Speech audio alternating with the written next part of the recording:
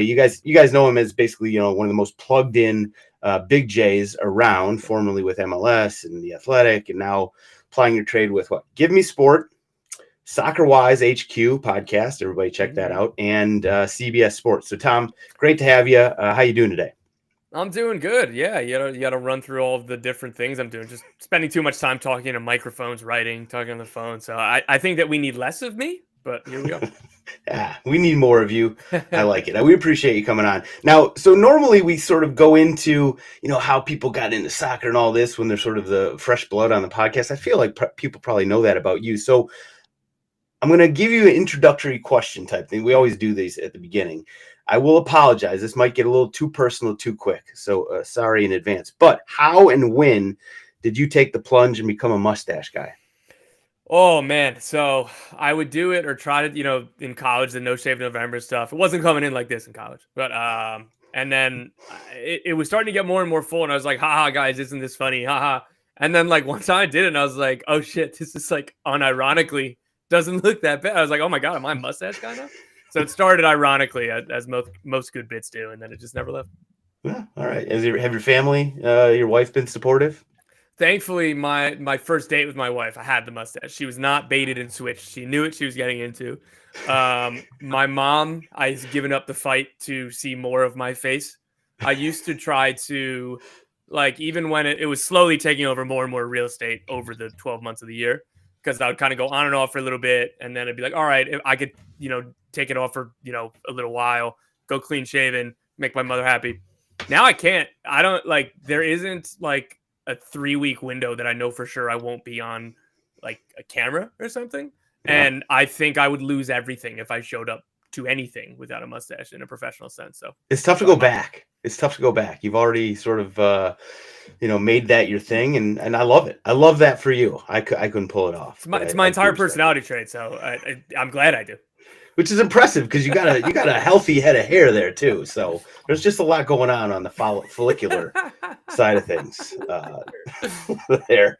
All right, there's the intro. We're going on. We're moving on. We're going to the USMNT roster that Pochettino just released, and as is tradition for January camps, this is a very MLS-heavy roster. And keep in mind, so this camp will ultimately culminate with friendlies on January 18th versus Venezuela. That'll be in Miami. And then January 22nd versus Costa Rica in Orlando. Now, the roster itself, it has a lot of familiar names, or at least a few that are very familiar. Guys like Tim Ream, Walker Zimmerman, Miles Robinson, Jesus Ferreira, and this sort of thing. Plus, there's a lot of new and dare I say youngish faces out there. So, Tom, we'll throw it to you first. When you saw this roster, what was your sort of first reaction? Do you want me to go positive or negative first? Your call. Negative. What? Liverpool just lost. Yeah, that's a good point. Yeah, you can tell how quickly me and Tyler are on that. What in the world is Matko Miljevic doing on this roster? I don't understand. So he's a bad, maybe that's too far. He's a bad person, or he's made a lot of bad, angry choices in the past. And we all know if he was a really good player, that wouldn't matter. But he also kind of stinks, right? This was a guy who couldn't play for CF Montreal, the teams who have made, a wild card game, and they had that one nice Wilfred Nancy run. Guess what? He didn't play for that team, and they're not exactly the standard bearers in MLS. More importantly, on the human side of things, for somebody who's not really, I don't even know if he's good enough for January camp, let alone the senior national team. He has been, his contract terminated by 2 clubs in the past however many years. The first one was Montreal. He left Montreal because he signed up for an amateur soccer league in Quebec under a fake name, just to love of the game, getting a couple more reps in. He beat the shit out of somebody in an on-field fight. That's how people discovered he was a professional player that was playing under a fake name. Montreal immediately terminated his contract. He goes back to Argentina, and he signed for Newell's Old Boys.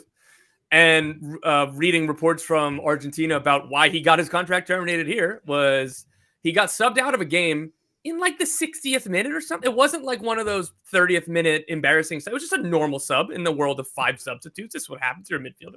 Apparently, he just went nuclear, lost his mind, screaming at the coach, trying to go down the tunnel. He eventually got talked down and apologized to the team in the locker room. The next game, he got subbed off in the 72nd minute and exploded even worse. And the coach was like, your contract's done, we can't do this. Like, and the coach is like putting all of this on the record, if my memory serves correct, when he was doing this. So not only is he not good enough for a January camp or the senior national team, he seems like a bad guy. And if, John Tolkien, I don't know if we'll talk transfers or whatever, John Tolkien is likely to transfer somewhere this month, don't ever put him near Matko Miljevic, or my man is going to be risking all of that going away because of a stupid training injury. So I just don't understand what the point is here. I love that. I love that scoop on him. I knew a little bit about the Montreal stuff. I didn't know about the Argentine stuff. I just assumed that, Pochettino, he just wanted a passionate Argentinian guy on the roster. So he reached. Well, he's that. I'll give you that. I can't deny that. Well, so we got that. So there. We started on that. We started the positive thing. What else on the positive side for the roster? So now going to the positive side. That was the negative side. The positive side. I'm excited to see Patrick Ajimon. I don't know. The odds would be against him that he's going to make a non-January cap. But one, who cares? You can't ever take this away for the players who get their debuts in January. You always have that jersey. You always have the moment. You always get to say that, and that's cool. But when I look at January camps, I like looking at people that have like one special trait, one special quality. Patrick Ajimon, his physicality is unlike just about anybody else in the pool. Like up top, I mean, Balogun as well, but like the combination of speed, power, and like he's got good technique too. He's super raw, but if he puts it all together, or he could take more steps potential wise. Whereas like you could kind of look at if there's, say, a central midfielder who just is like does similar things as McKinney or Adams, but just at a much lower level, you don't really ever see a path to them surpassing those two players, particularly if they're not teenagers or under 21 players. Patrick Ajimon, again, it's more likely that he doesn't pan out, but I think that there's more untapped potential there. So I'm excited to see what he looks like. I'm really happy that Matt Freese got the call. Mm-hmm. I think that it was really, really bad that he wasn't a finalist for goalkeeper of the year in MLS. I had him as my second, and he didn't even make the finalist list. I don't know why. So that was disappointing, but I'm very happy that he's here. And my last point here, as I'll shut up for a second, my favorite part of this camp was I saw on Reddit, somebody put up the picture of Adam Sandler in Billy Madison, where he's sitting with kindergartners, and it's like that's Tim Ream at the January camp with all the young players. I mean, we're gonna get to the center back situation, and the fact that he is still on this roster is a testament to him for one thing, but also a testament to the fact let my man have a couple weeks off is kind of where I was at, but. Well, Sam, I'm going to jump in and ask Tommy about that. Like, if you're looking at Walker, Miles, and Tim, I mean, Walker in particular, like, he's somebody who's been on the outs with the U.S. men's national team over the past, several camps. But, like, what do you think that says about sort of where Poch's mind is at with the center backs right now? The fact that you have Tim Ream and you have Miles Robinson. If you had left them out, nobody would have batted an eyelash and said, like, oh, that's strange. It's just two guys who normally are in camp and you give them the January camp off. Does this mean he's desperately still trying to figure out like a pairing at this point in time? Yeah, that's probably part of it. I think it just has more to do that these guys happen to be MLS based, which makes it easier and open. I know Jackson Reagan would have been called or could have been called, but Seattle are leaving on like January 18th or something like that to go to Spain for preseason. So he probably would have missed both of the games. And so kind of what's the point? Unfortunate for Reagan. But so you said that about Zimmerman. He's somebody who hasn't been in camp under Pochettino. I don't believe at all. So that makes sense why he'd be here. So that's why I thought Ream, but what they're reporting for camp, or they started training today. Like Charlotte starts training in like 3 days. So maybe I'm wrong about giving him kind of a rest, but yes, I think the combination of that position kind of being open, plus he hasn't gotten to see Zimmerman. And then the younger guys, obviously George Campbell and Jalen Neal, that is obvious, but I know you're talking about the in prime guys. Fair enough. Well, Mitchell, Tyler, we really haven't talked about this roster at all. On the podcast, what, any thoughts that you guys had sort of off the bat? Mentioned it in the earlier week pod, but I love the inclusion of Diego Luna. Love the inclusion of Jack McGlynn. Both of those guys, I've seen really, really fiery performances every time they touch the field. Luna, I visualize as the Wario to Brendan Aronson's Waluigi. And if you can kind of picture them next to one another, you know what I'm talking about. But love the way they both press. They can both carry the ball forward. And I think Luna has a legit chance at making the 26 roster if he continues on a trajectory like this. Probably hard for him to break into a starting lineup, but I just like the way he plays. And then lots and lots of options up top. Your Caden Clark, Jesus Ferreira as the elder statesman up there. I'll be interested to see where goals come from and exactly how he starts a front three in these friendlies later. So there's I kind of had this breaking down. I was looking at the different positional groups. Midfield, while the smallest, tied, I guess, with the goalkeepers. There's only 4. There's only 4 midfielders listed. I know obviously there's a little flexibility there, but it looked like to me the midfield group is actually the most exciting, at least in terms of maybe sort of the upside potential and where these guys could go. So, you already mentioned Diego Luna and Jack McGlynn. There's also Mika Nelly and Benjamin Kramashi from Miami. Of those, Tom, I guess you go first. What, who, and maybe all of them, who could you see actually making a roster here? World Cup roster, I mean. Yeah, that's a great question. I think that has to do with the players above them and who is or isn't fit. Obviously, you have Adams, McKennie, Musa, Johnny Cardoso. Like, those guys are going to be ahead of those. But say if you need another destroyer on the roster, Emeka Nelly is the guy that has the better chance, or maybe Ben Akramowski, depending on kind of where he develops. He's much more of a box-to-box player for me, but who knows where he goes. But if you need another, Yunus Musa, somebody who's going to be carrying possession from deep, then Jack McGlynn probably has the lane in. Diego Luna would be if you need a more attacking option. So of these guys, I could, I guess, kind of see a path for everyone, but more so depending on who isn't available ahead of them. But if you press me for an answer on any one of them, just in general in a vacuum, I'd probably say Benjamin Kramaski. Jack McGlynn would be close because of how good I think he is, but Benjamin Kramaski has much more athleticism than Jack McGlynn does, and I think that at the senior national team level, it's just easier to see a player's profile of Benjamin Kramaski getting into the senior national team than it would be somebody like Jack McGlynn, just because of the way this team plays and what we know about athleticism and how important it is both for the United States and just the general international men's soccer. Sure.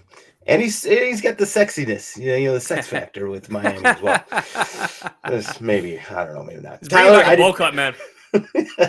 Tyler, I didn't give you a chance. What comes to mind here? So it's just kind of in line with what Anthony just asked in the live stream chat here, but like guys who are potentially going to fill in that back spot, the back 5 or 6 spots of the World Cup roster in 2026. When you look at the names that are etched in stone, and then you look at this roster, how many, if at all, of these guys are sort of going to be the backfillers, or are these going to be other guys who have sort of been flying under the radar in Europe and that are, B team guys in March and November camps as opposed to A team guys in January camp? You're throwing that at Tom, aren't you? Was that to me? Tommy, yeah. Oh, sorry. I thought that was because I'm talking too much. I'm trying to pass the rock here. No. Taking too many ISOs. So that is the best way to put it, right? So I'll even make fun of myself really quickly. There's no need to get worked up over the last handful of spots on the January camp. Like, how far away is roster spots 18 through 23 to the A team, to a regular window when everybody's fit? So while I spent the first 10 minutes screaming about Matko Miljevic, doesn't matter unless he injures somebody, which I think is possible, which is why I was saying. So as for the players that I think, like, so goalkeeper, I think is wide open. And look, I'm fine with Drake Callender. I don't see it, right, for the senior level. I like Patrick Schulte. I think maybe he could. Zach Steffen, we know his pros and cons. I think Matt Fries has the ability to break into the goalkeeping depth chart, wherever it is. Again, I'm just very, very high on this player. So I look at something like that, the positionally, and then the center back stuff. Miles Robinson is an 18 kind of camp, whether he's like kind of on the fringe. Tim Ream obviously is. But beyond that, can Walker Zimmerman prove he's still able to kick it in 2026? Or can George Campbell show, I'm going to be ready for consideration? Jaylen Neal, same thing. Like, these are young players who still have room to grow. George Campbell's ahead of Jaylen Neal because he has more senior club appearances. And Jaylen Neal needs to work kind of on his physicality, but there's so much talent in both of those players. If there's an ability for either one of them to take a big jump over the next 12 months, they absolutely have a chance. And then backup left back is always an issue. And John Tolkien, particularly out of this group, John Tolkien is somebody that I like. Were you surprised by Dwan Jones' inclusion? Because he's not even a guy who's playing regularly for Columbus, and now he finds himself in camp. And he's not the only one there too. I mean, Guti has struggled with the fire. He's not like playing lights out football at the moment. And then Caden Clark had a woeful start to the season with Minnesota and blamed it on Eric Ramsey playing him in 17 different positions. And I thought he wasn't even good enough to play in MLS, let alone the USL Championship. And then he had an electric end to the season, and now he finds himself in a January camp. Like, how much of this is Poch just sort of throwing shit at the wall and guys who he's heard things about and guys who are sort of, being chirped in his ear and just sort of wants to see them in camp? Yeah, I mean, you need to fill a roster, right? So there's going to be guys that don't have a chance because of just the nature of this. There's so many, A group players that aren't available for selection here, and you need to make up a team for training sessions and for games. Caden Clark, I think, earned it, right? I was with you, Tyler, that when Montreal traded for him from Minnesota, I was like, sure, no risk, roll the dice. I just don't see anything here. There's no risk here, but I don't think there's going to be a reward. It's completely wrong. He was phenomenal. He's fantastic. It's not that he had a bad first half of the season with Minnesota. Since he made pretty much since the deal was agreed for him to go to Red Bull Leipzig, he's been bad. Even when he was back on loan at the New York Red Bulls, he had an appendectomy. He has not been the same since then. I don't know if that's causation or correlation, but it's just been weird because this was a kid, again, $3.3 million.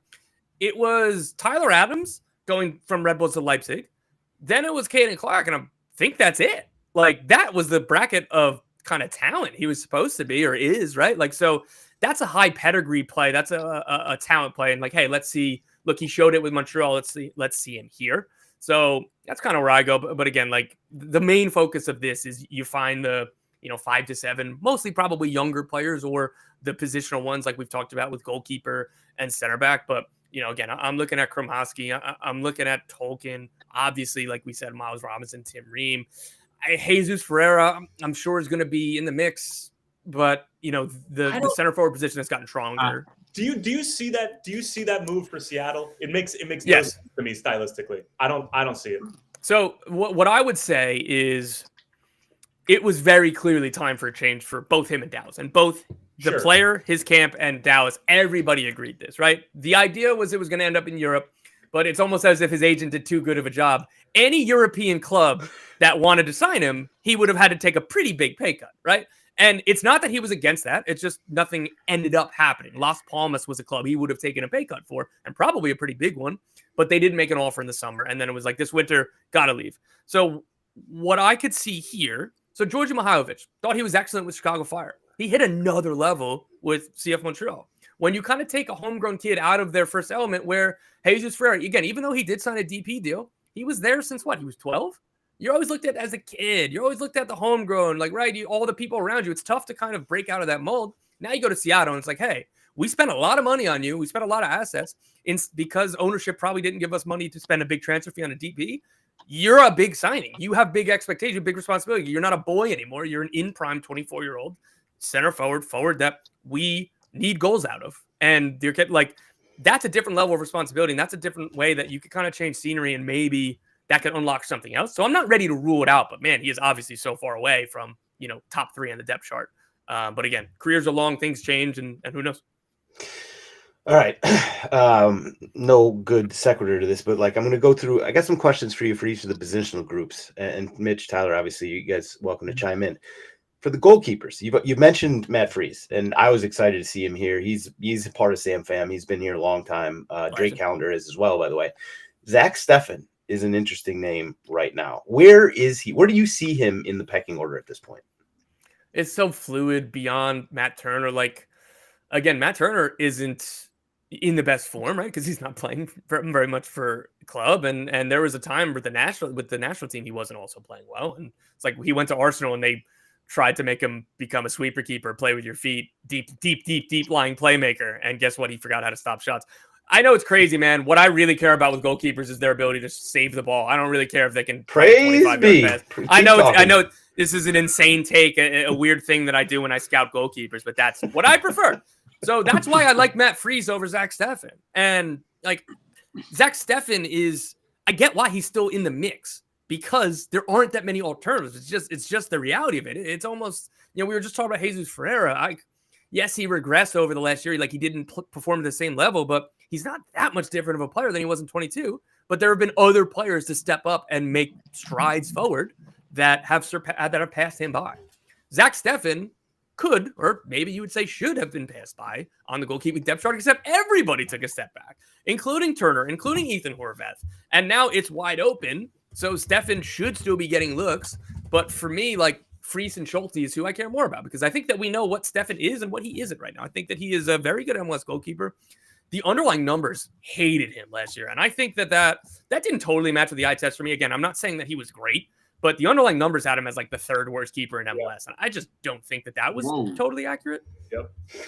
Like the like a lot of again, people were saying that he got the positive praise that he was getting because of, you know, his performances in penalty kick shootouts and the run in Leagues Cup and everything like that. But then if you take a look at some of the goals that Colorado did concede, and they did concede a decent amount, like getting beat at the near post, you know, and balls that are squirting underneath him. Like, I agree. I don't think he was one of the worst goalkeepers in MLS in bottom three, but like, he certainly was not sticking out to me as like an all-world MLS keeper. Like that never struck me. Particularly, they shipped 9 goals against the LA Galaxy in 2 games in the playoffs. That's the last we've seen of him. So that is an unfortunate last impression that he's got. But again, like, I don't know. I tried to take the macro view. And again, if Zach Steffen wasn't on this roster, like, who would be the American goalkeeper that would be available to be called into this camp that could have been ahead of him? Like, I don't have anything on the top of my head. Like, again, he's here, but that it would just be weirder if he was like viewed as like the 6th best domestic goalie. I don't know. Fair enough. Now, I think the biggest question, perhaps for the U.S. men's national team sort of 11 right now, is the center backs. And so we have, you know, these guys coming in that are well-known commodities. You got Miles Robinson, you got Walker Zimmerman, who you already made a good point. You know, if he hasn't been in camp, it sort of just makes sense for Pochettino to want to take a look at him. You got Tim Ream there with all the kindergartners. Now, these guys are, likely anyway, behind some of the European guys. You got the CCV, you got Richards, Trusty, Mark McKenzie. I'm probably forgetting some names here, but like, I guess let's just say, hypothetically, who's our 1-2 right now? Is it still Richards Ream? Like, I just don't think that they've been displaced. I think that like Richards hasn't taken the step forward that we all kind of hoped. I don't know if you guys disagree or not, but again, that doesn't mean that he's bad. It's just this was a player with like really, really high ceiling, or thought to be, from when he was at Bayern and some of the moments he had with Crystal Palace last year. Again, I still think he's the starter. I still think it's Richards and Ream, but I wouldn't fight you if you said, no, I think it should be Robinson and McKenzie, or Trusty and CCV, or any combination of these guys. I don't think that anybody is. This is definitely a starting center back. Closest would probably be Richards, just because pedigree, profile, age, all of that. But again, like, if it's Ream and Robinson, if it's Trusty and Richards, whatever, right? Like, any combination here. And that's what leaves it wide open. And that's why, like, again, I can't get away from Robinson's athleticism. I think that that's super important, particularly if he's playing with the Tim Ream, because Tim Ream is a much better passer out of the back, but we'll need somebody to cover him. So you can't play Ream and Zimmerman together. You can't.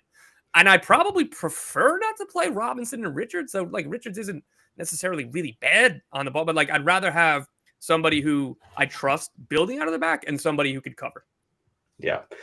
I'm of the mind that I think the Tim Ream era, which went on far longer, and he was far better than I ever expected. Yeah. I think that era is over, and I thought maybe the last window, or maybe it's 2 windows ago, sort of solidified that for me. I kind of think that it's time to move on from that. But you're right. I mean, But is it over if he legitimately is the best option out of CCV, out of Richards? Like, it can't be over. Do we need the best option in January of 2025, or do we need to look ahead 18 months to when it actually matters? This is what we said in 2022 about Ream, though. Agreed. I know, true, but he's now 4 years older than that. I mean, it's like he already proved me wrong once, right? He did. Yeah, objectively wrong. You say these last 2 windows solidified it for you. What if this window, these 2 back-to-back friendlies, he shows out? Excellent performances in both of them. Granted, it's a January window. Against Venezuela, Costa Rica friendlies.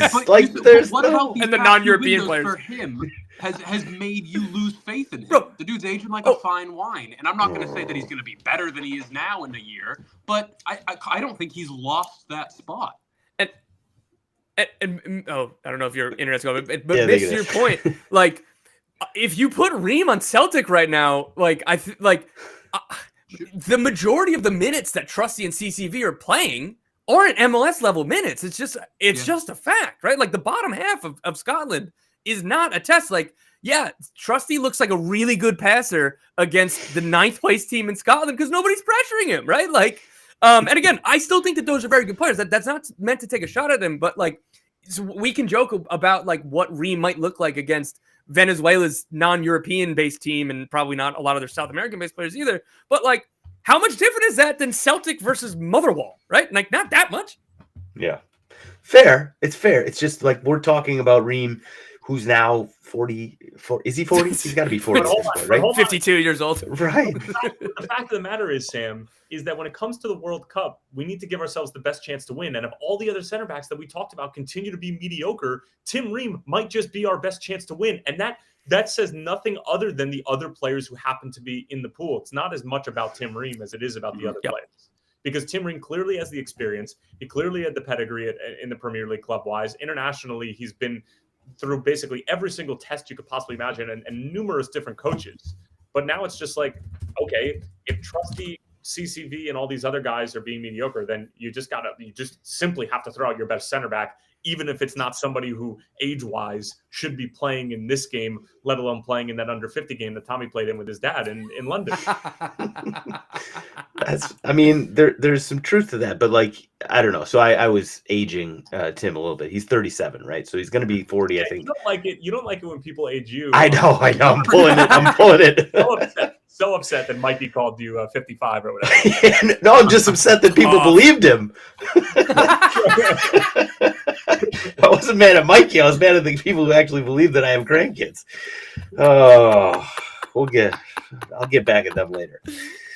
All right. Well, what else? You know, the midfield we've talked about at this point. Forwards, there's a million of them.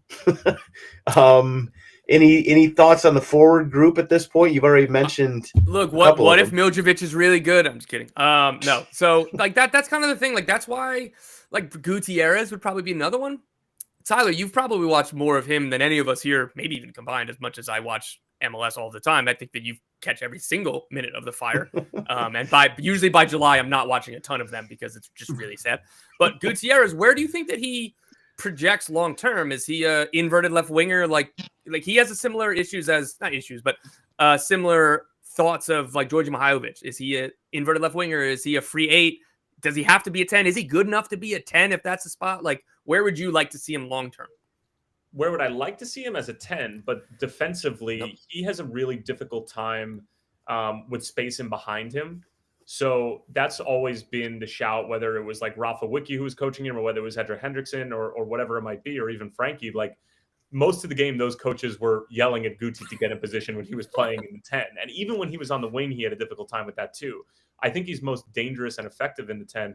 Out on the left-hand side, though, you can bend your shape and cover him a little bit more. He doesn't have to be as aware, as solid defensively.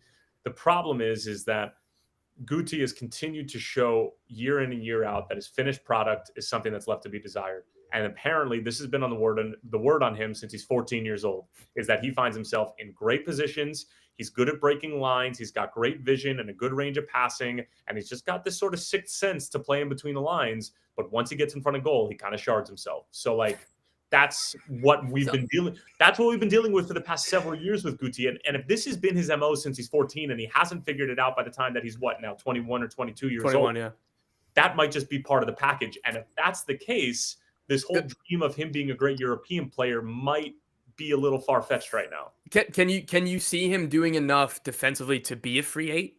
No. Like in a 4-3-3? No. Then like looking at this forward group for me, like if he doesn't kind of get that next step like physically, then I don't know where he fits with the national team. Again, he like this is a watered down version of like Malik Tillman, who has more physical attributes, but like the same kind of question of, is he a winger? Is he a 10? Is he a second striker? Right? Like where it's like a little bit in the half spaces, which again, if you already have Malik Tillman in the team, is there room or a necessity for Gutierrez? So that's why, like, I guess I'd go back by default to Ajimang. Again, if you had to make me guess right now, I don't think that he breaks into the senior national team, but I feel stronger that like Indy Vasilev, I don't even know why he's listed as a forward. I like him as an 8. Yeah. I like that St. Louis put him there. And maybe that's where he'll play this camp. But U.S. Soccer has always been deliberate with their positional designations. Like Gio Reyna has been listed as a forward sometimes and listed as a midfielder. And that would be telling you, is he going to play as a 10 or is he going to play as a winger? Same thing with Brandon Aarons. And some of these guys that can play a couple spots, U.S. Soccer is usually very deliberate when they release a roster at what position they are. So if Indy Vassilev is playing on the wing, I don't get that either. As an 8, I do like him though. By the way, I'm a little upset that you haven't mentioned our boy, a New Jersey native, hailing all the way from Flemington, New Jersey, and Brian White. And like, I was just going to get Gomez. This. We haven't talked about him. Gomez. Nobody's talking about it. This is a guy that I feel like nobody ever talks about. I love Brian White. I'm the one who's been driving the New Jersey Mario Gomez bandwagon. But we just got to be realistic, man. In what scenario is he coming off the bench in a Nations League semifinal or a World Cup game? Again, I love Brian White. It pains me to say this. I hope that he doesn't see this because I'm going to have to apologize. But, like, I love him. He's a really good MLS striker. And he could play somewhere in Europe. And that's great. There's no failure if he doesn't become a World Cup player for the United States. You know? Like, this isn't disrespectful. I'm just saying. But if Balogun's not healthy and Ricardo Pepi, let's say the position is his at the moment, and Brian White goes in one of these friendlies and starts and maybe plays 65 to 70 minutes and bangs in a goal or two and is clearly just doing what Brian White does, which is just constantly making runs in the near post, causing problems, and finding a cheap one. We need guys who find cheap ones. That's it. It doesn't matter whether or not they're involved in the buildup or whatever. We need guys who are simply going to find the back of the net. That's it. Period. And that's what he does. So that's why he's in the camp. Ballo, Sargent, Pepe, Wright, Brandon Vasquez, Jesus Ferreira's here. He's probably in the same bucket. Who else? Like, that's a 6 right there. 3 of those guys, I don't think have earned the right to come back into another camp to try to get I think Jesus Ferreira's time with the U.S. men's national team, unless he scores a hat trick in this window, like it's just not for me. It's not for me. Like, even if he does score a hat trick, I don't think you change your team. Probably not. You're right. I completely, as Tom said about how he judges goalkeepers on making saves. I judge strikers on scoring goals. So Brian White always sort of ticks that box. Anything else? Like, what are we looking for when we play these games, right? Against Venezuela and Costa Rica. These are friendlies. They're not going to be against the A team. Like, what are you actually looking for, Tom? Pochettino and Miguel Herrera getting in a fight. That's what I'm looking for. Honestly, I want to watch a sideline cam of Pochettino. Like, I think it's very important, though. This is just bonus time on the field in the training sessions for him. This is, I think, again, more importantly, it's what are the young players doing and what are the positional battles doing? Like, who does he start in game 1? Does he give it to Stefan just because he's kind of the senior guy? He's somebody who's been in camp, so obviously Pochettino likes him. Or does Schulte or Fries get the start in that first game? It's like, oh, whoa, like, is that telling something? I look at those little things, but John Tolkien, again, the center backs, like, that's kind of where I look. Like, again, like, if Brian White scores, like, that's awesome. Like, again, like, this is such an achievement for any player. I don't care that we call it Camp Cupcake or whatever, right? Like, what a moment. Like, this is awesome. And, like, I hope that happens. It's not really going to change my mind over, is he better than Josh Sargent or even a guy like Brandon Vasquez, right? Like, I think that, and again, like, the timing of Brandon Vasquez's transfer to Austin FC, he would be the clear starter for me in this group if he was here. Okay. Unless, Mitch, Tyler, you got any? Yeah, go on, Tyler. Question. Early MLS Cup favorite right now. Oh, man. I'm going to trust what FC Cincinnati's doing in the market, and that Denke was a really good signing. Even if they lose Lucho Acosta, what they've done under Chris Albright and Pat Noonan, I'm just assuming it's going to be a really good replacement. Bupenza is like the only one they've actually really missed on. And he was still solid on the field when he was switched on. Like, it was a miss. Yes. Yeah, but they'll tell you, yeah, we did miss on that because there was I was talking to a sporting director who, I think the window before, since he signed Bupenza, he was like, dude, we came this close. We loved him, obviously, right? Like, one person I talked to was like, dude, like, you watch him play for Gabon and you're like, Bouanga's not even close to as good as him. And I was like, I probably disagree with that, but just that's like an MVP level kind of player, right? Like, so that's how they viewed him. But like, the team I was talking to was like, dude, there were so many red flags. Like, we just couldn't do it. Like, but they came really close because they were like, wow, but what if we make them right? So I get it with Cincy. But other than that, they've pretty much hit everything under Albright. No, actually, before we finish, let's get a couple quick MLS rapid fire questions for you. So one from the stream here from JM Learner 22. Tommy, I hear Almiron is close for Charlotte FC. Any other reports? JM Learner, you hear? Where do you hear that from? You get sources? They want him, yeah. Like I've been reporting this whole time that they've remained in talks about a potential move since they tried to sign him in the summer, and Newcastle were being insanely unreasonable. It was like 20 to 25 million pounds is what they wanted. Like, give me a break. And then he's played like 100 minutes since then. So if they could be more reasonable on a deal, it's something that they want to do. Newcastle is very much open to an exit this January. I'm expecting him to leave Newcastle this January. If he comes to MLS, it's Charlotte. But there are other teams, South America. Now Olympiacos is linked to them. I'd be surprised about that. But I think Charlotte are in a good position. But I wouldn't say that this is, either advanced or close or anything, right? Like they're still going to try. That's still who they want. But I don't know. One more. Tolkien. Where do you see him in a couple months? I think Germany. I think that makes the most sense, right? So Holstein Kiel had a bid rejected in the summer because the MLS transfer window had already closed and the Red Bulls wouldn't have been able to replace him. I understand why his camp would have been pushing for that, but I also get it why the Red Bulls be like, hey man, if this came a month ago, we probably would have said yes, but we can't. And vindication, they got to MLS Cup and Tolkien's playing every game, so that's all good. That being said, I don't care what the exact bid is. This has to end with John Tolkien playing in Europe. Even if you don't get the number you want, you send him on loan. I don't care. You cannot go back on this expectation on the player is very much expecting to be in Europe one way or the other. I do know that there's interest there, serious interest. There are 2 German clubs that are working on it, and as well as somebody in Belgium and somebody in Italy. But I think it would just make a lot more sense for him to be in Germany. All right, fair enough. Sorry, JM Learner, I see in the chat. I wasn't trying to make fun of you. I just when you say I hear it, just sounded like me saying it. Yes, he was JM Learner. He does this all the time. He's actually making fun of you, then he sees the person.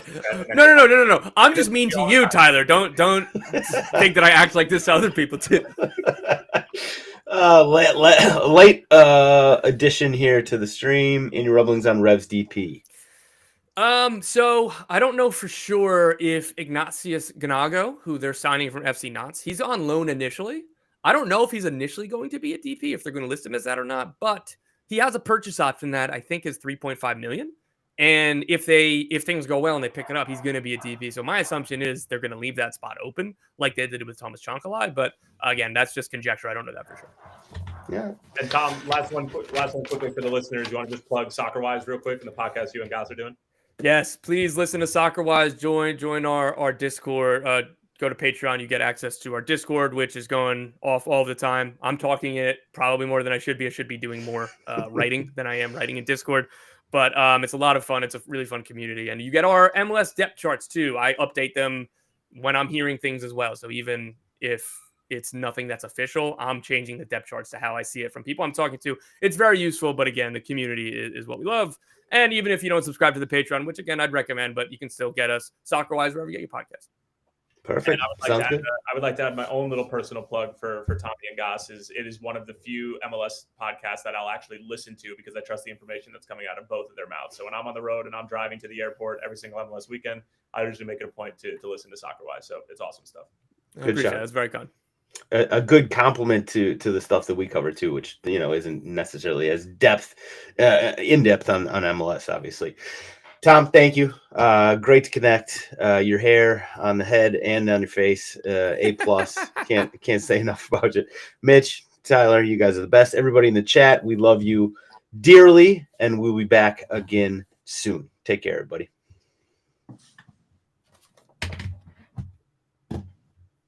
Good to go.